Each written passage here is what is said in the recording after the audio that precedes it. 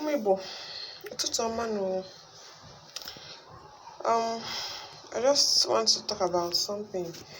Maka na ụfọdụ questions na-enweta na my WhatsApp and Messenger.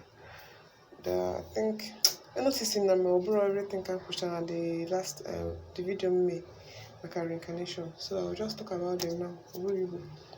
So someone asked me maka lost non Obagafa, like 3 or 4 different places, and I only have different people, not only one.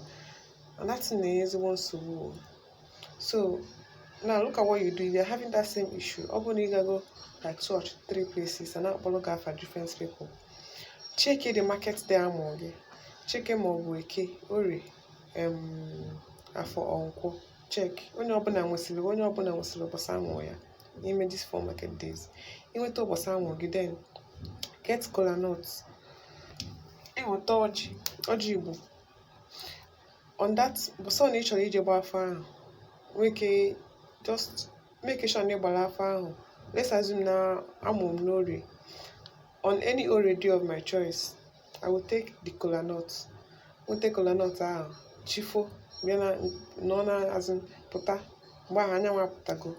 Take the cola nuts, boko chigi, boko ndi nna gị fa, boko mmụọ be nna gị, boko mmụọ ikwu nne gị, boko gasịa those spirits, sefa do na iwefa dị ọkụ dajụọ, that they should please ha gosizie gị onwe fa, isi ichigido na agbaghalụ na ịgbahapụrụ ya sins na ịmarọkwa na ọma wee na-eme as na kịta na ịmalụgo na ya biko ọ bụ na ọ na-ewebulu gị iwe sins ya dododo iwe ya zitu do na ịchọrọ ije gbaa afa ka ịmatakwa onye ọ bụ ọfụma that do ya gosi ya gwa gị ihe niile bụ eziokwu ka ọ gbaa gị n'afọ ahụ ihe zokwanalụ gị anything na ezolu iwere ọjị ahụ kpechie ekpere kwụchaa ife ịchọrọ ikwu ije ebe ụzọ gbara ịnọ tọgbọ dị ọjị awakwana ya awa n'ahụ ọjị n'ofie ebe ahụ tọgbọ ya. I know some people will say that they don't have access to ebe ụzọ gbara ịnọ or no problem, just all when you want access to any of those things, maybe ndị bi na city or something like that, ikwucha ya ịtọgbọ dị ọjị n'ala then ga agba afa. The truth will reveal itself n'afọ ahụ na-aga ịgba eziokwu eji ọsọ na okpukpe onwe ya. Ọ bụ na na-agwagbo 3 people ije ebe agwagbo onye ije ebe agwagbo onye imechara that thing on that your market down mụ gị ji ịgba afa. The truth will come out pure that day. Then number 1. Number 2, someone said that now Ojegoje made some sacrifices. No na-enwe problem na business ya akpọ one dibia sikwa na ya emeri nka ejikwa na mmiri bute fanta jikwa abịa one of the way nka different things. Now let me just chip in this small thing. O nwere ka ọ bụ na some dibia ọ eze nwaanyị na-echefu biko nụ ọ bụ na ịbụ dibia ọ eze nwaanyị na-alụlụ mmadụ wee bịa kwute gị with problem. I think the first thing you should do is ịjụ onye ahụ maka chie na ya na chi ya emezigo. Onye ndị Igbo si na ka ya na-akpọ ya na chi bụ ụzọ n'ala Igbo. Before you do anything to progress in life, you must be one with your chi. You nwere ike make sacrifices niile ya eme to all other spirits, but you are not one with your chi. It won't be just even ọ na problem get the one, it will even double because you have kept your chi by the side. As na ịmali enu as na onye bụrụ chi ya ụzọ gbagbuo onwe ya n'ọsọ ịmalụ chi ga-enu wee je mebezie other things na-akpọkọda until you reconcile with your own chi.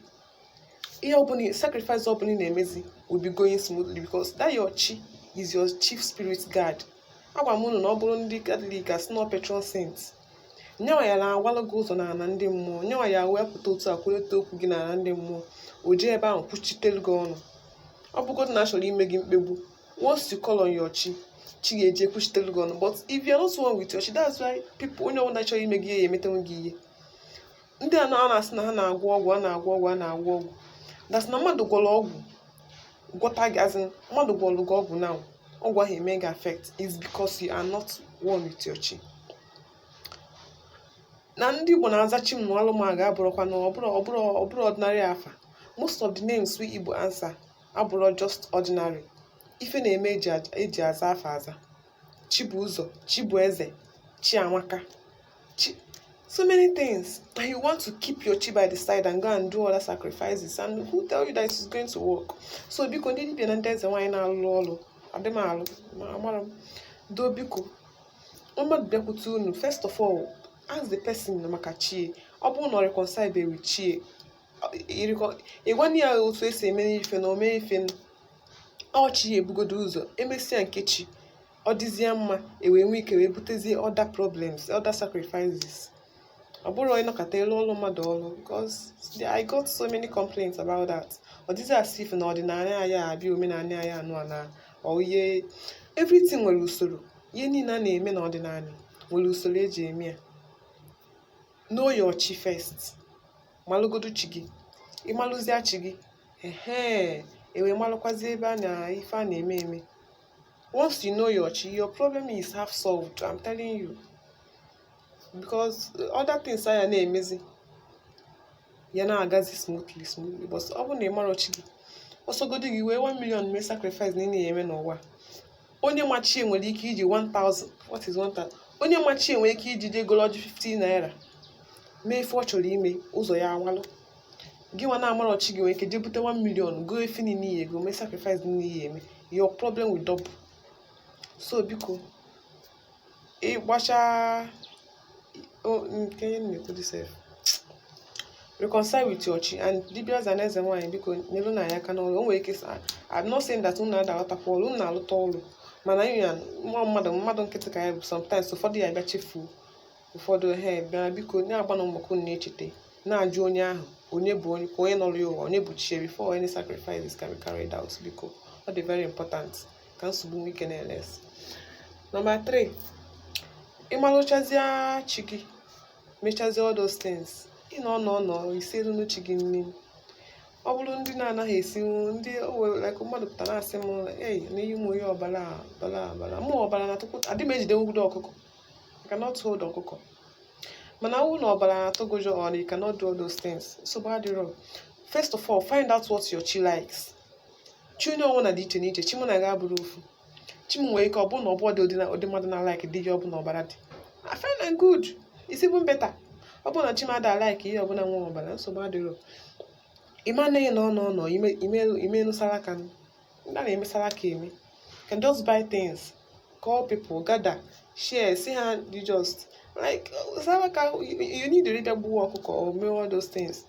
Ihe ma bụ chọọ bụ sọ na ihe eme wolo ọjị gotolu chi gị kpecha tọọlị ọjị. Ọ bụrụ na ọ bụrụ na onye na-like ihe ọbara, nsogbu adịrọ. But try as much as possible. I'll go do like once or twice in a year. You cook for your chi or you do salaka. It also helps. And I help so many times. Then, number 4. This one I did very disturbing. Onya ka oja ademba. Nne na nna unu mụọ nwa. Unu eje gbaa afa agụ malụ onye nọ onye ahụ. Malụ ifechi onye ahụ chọrọ ka ọ bụrụ. Because before you bịa bụ ụwa anụnwa, gị na chi ga-ekpebigoli na mmụọ what you will be. Yes, ị nwere ike na-ajụ m how ka otu ọ because ihe anụ bụ ihe mere na mmụọ. Ihe mere na mmụọ. So you cannot know unless na gịkwa na mmụọ ahụ ga-check ya. And the only mmụọ you go to is dibịa afa. Dibịa enwere different dibias. Enwere dibịa mgbọrọgwụ na akpa akwụkwọ, nwee dibịa afa, nwee dibịa kedu nke nwa dị ka nkụ. I can't remember all. So nyako ji dị mkpa mmadụ mụọ nwa. O nwere ndị ya apụta kịta amụọ nwa ozugbo asị gị na nwa anụnwa ga-abụ ehila ọ ịmago na-ekwe ifu nwa ahụ ga-abụ. But otu a kịta ha na nwaanyị ịgbarọzi afa ịmara onye nọrọ nwa nwatakịrị a na-eto maybe at a point ọ sị gị na ọ chọrọ ịga school, na ọ chọrọ ijego ụlọ na ọ chọrọ ijego as in one other course. Otu onye ọ na-agazi school na onwe ka ọ sị na ọ chọrọ ijego one other course that is not even related to medicine or to saving people's life or to healing people. No matter ihe ọbụla that person meru na that course ahụ o ji choose ego, person will never succeed at all. Check onye ọbụla check onwe ya. check what you are doing now, trace back to ihe niile imebu gboo, check here how successful it is and also how backward ị na-aga. You find out that onwe ike kịta eje n'afọ wụ na ọ bụrụ onye chi gị chọrọ ka ị bụrụ ka ị na-eme. I have a friend, the guy, all my classmates ka ọ bụ.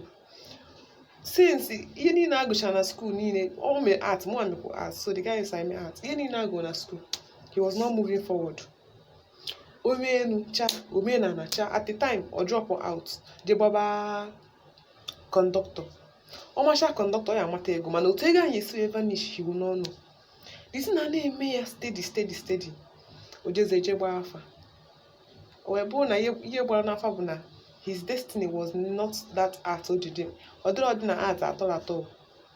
Ihe nwale ya bụ mgbọrọgwụ na mkpa afịa or to go into medicine. As in, his own destiny is just to save lives as a doctor. So either na o mere ya n'ụzọ mgbọrọgwụ na mkpa afịa o je go medicine, but he must save lives. Ifu na nsogbu adịgo. Ọtakịrị agụcha na akwụkwọ. To go back to school now, bidokwa sciences n'isi, bidokwa medicine.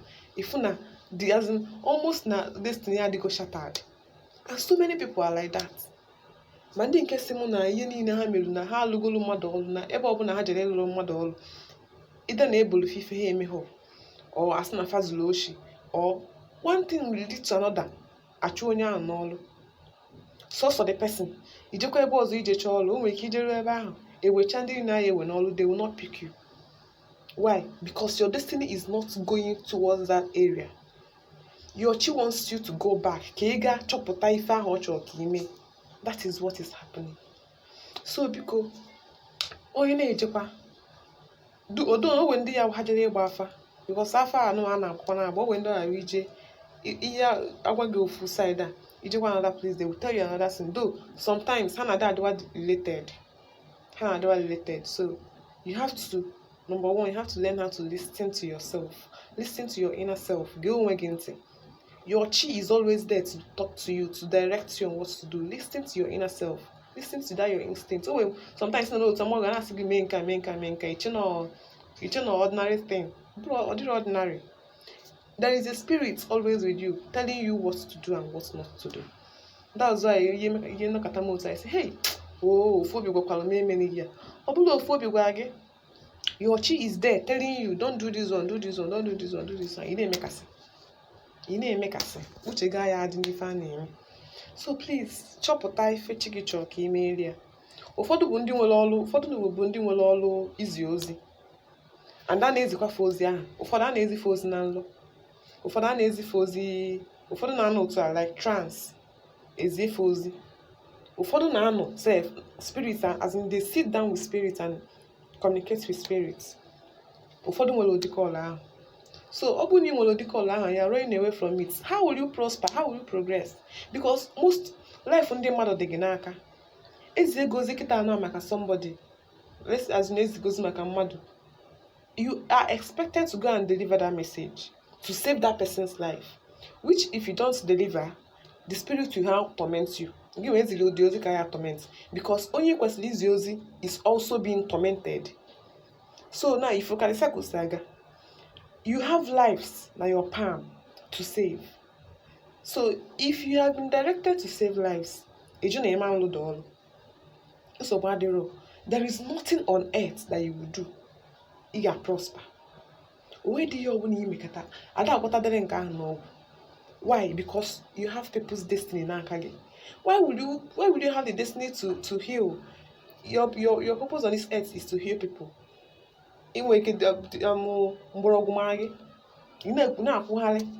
people are dying because you can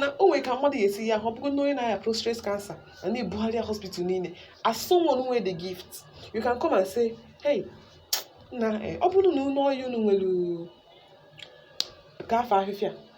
it doesn't make it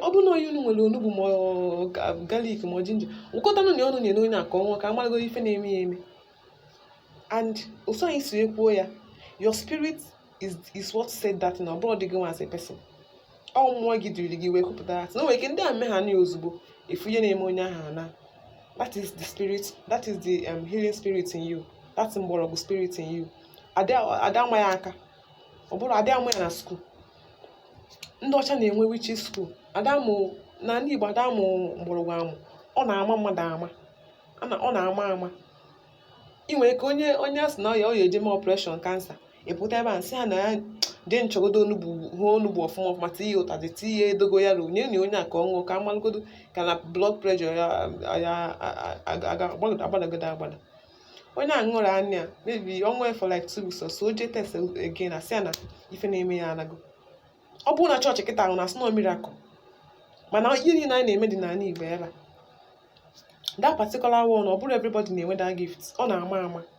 So chekie ka ịma na ọmara gị, and ndị nke ahụ na-aka njọ, nke ndị mgbọrọgwụ na gbaefe ahụ na-aka njọ, because you have so many souls to save, and which if you don't answer a call, they will torment you. Ihe ebe ụnụ ị na-eje ha na-eso gị aga ebe na torment gị. Sometimes ọ na-akụpụ ala. Ihe a na-akpa agwụ dịkwa n'iche n'iche. Agwụ mgbọrọgwụ, enwere agwụ nka na ụzụ, nwa agwụ ọ ka nkụ.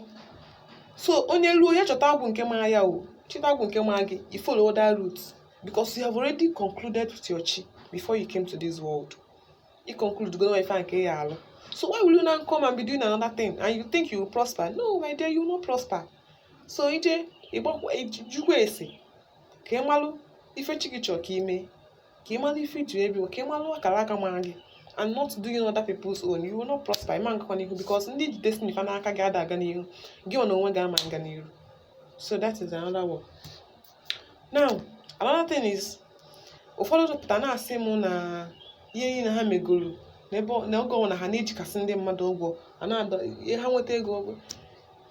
Number one, ịma ife a na-asị na ijide ụgwọ o weta esi ekwe, onye ji ọ na-ekwuru ụgwọ iji na ndụ, ihe akwụ ya na-enwu.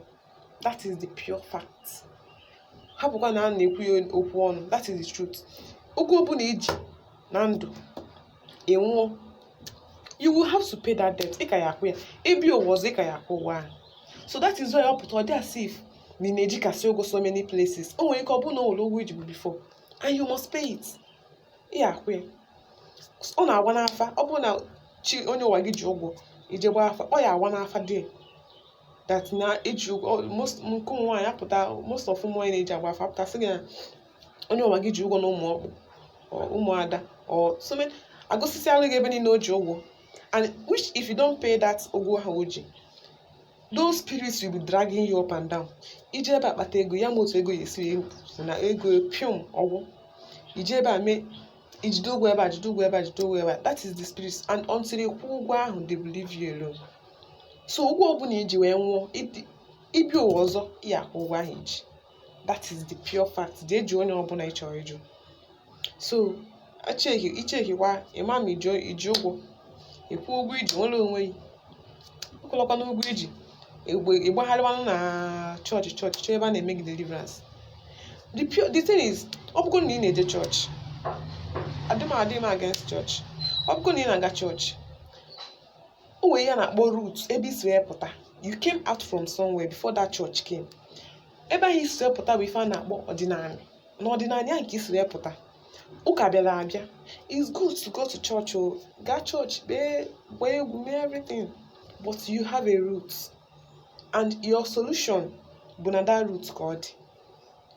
Ijekwa na root ahụ ijeje solve ife na-akpa gị, iwere onwe gị. Ọ bụrụ na ije na-eje etego live for you. And let me just chip in this small advice. Biko parents, nne na nna, unu kpọrọ nwa unu jee deliverance na church. Biko unu ekwezina ka a na-emetụfa aka n'isi were emefa deliverance. Pastor pụta ajide ya aka n'isi otu a. Your destiny bụ na egenege ihu gị ka ọ dị. And most of these pastors na-eri amoosu. Most of them ha ka nkụ na na-aje na nke dibịa mee so many things. The more they touch your forehead, the more na-analụ gị akara aka gị. Biko unu ekwezina. They can do the deliverance, but ha emetụna da nwatakịrị aka. Ha emetụna ya aka. Ha nọ n'ebe ha nọ kwubi. After all, Jesus na Bible na-anọ ebe ọ nọ okwu okwu. Ife na-eme a na-eme. So must you touch egedege ihu somebody before? Nekwe ka na ha analụsị unu akara aka ụmụ unu. Amakwa m ife nji ekwu.